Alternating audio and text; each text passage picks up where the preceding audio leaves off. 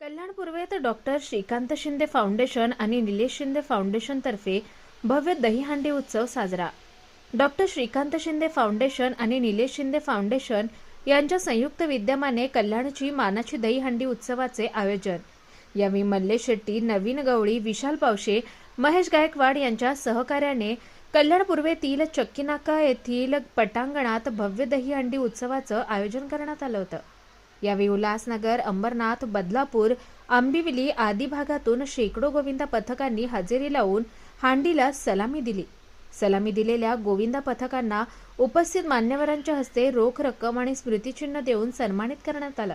गोविंदा पथकांना काही दुखापत होऊ नये याची पूर्णपणे फाउंडेशनतर्फे दक्षता घेण्यात आली असून प्रथमोपचारासाठी व्यवस्था देखील करण्यात आली होती। यावेळी उपस्थितांसाठी मनोरंजन, सांस्कृतिक आणि नृत्यांच्या बहारदार कार्यक्रमाचं आयोजन करण्यात आलं होतं। बाळासाहेबांची शिवसेना शिंदे गटाचे अनेक पदाधिकारी आणि कार्यकर्ते मोठ्या संख्येने उत्सवाला हजेरी लावून कार्यक्रमाची शोभा वाढवली। नमस्कार, मी पृथ्वी प्रताप आणि माझ्यासोबत आहेत रोहित माने। नमस्कार, मी रोहित माने। आज आम्ही कल्याण शहरात आलेलो आहोत।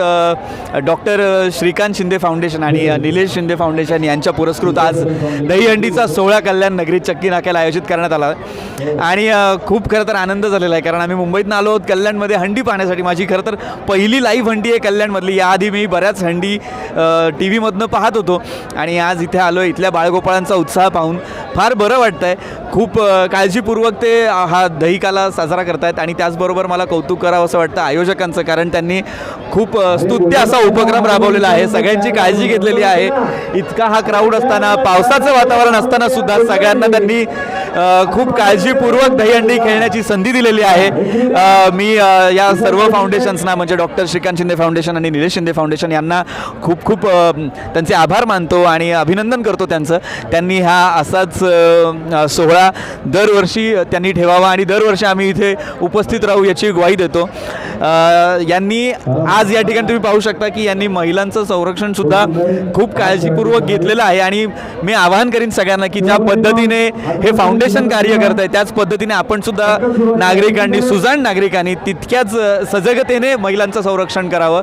बाकी तुम्हा सगळ्यांना पुन्हा एकदा जन्माष्टमीच्या दहीहंडीच्या खूप खूप शुभेच्छा। धन्यवाद।